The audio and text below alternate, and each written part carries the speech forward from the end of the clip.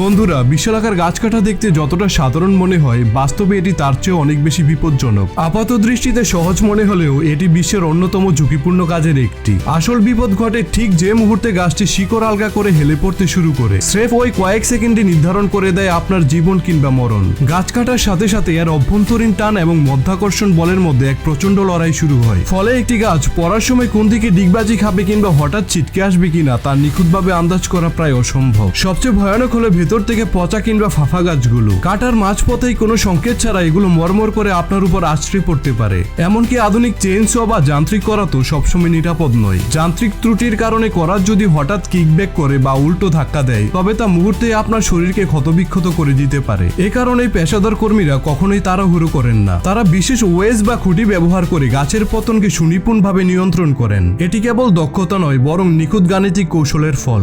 দিনের শেষে আপনার একটি সঠিক সিদ্ধান্তই নির্ধারণ করবে আপনি কি কাজ শেষে সুস্থভাবে বাড়ি ফিরবেন নাকি কোনো দুর্ঘটনার শিকার হবেন।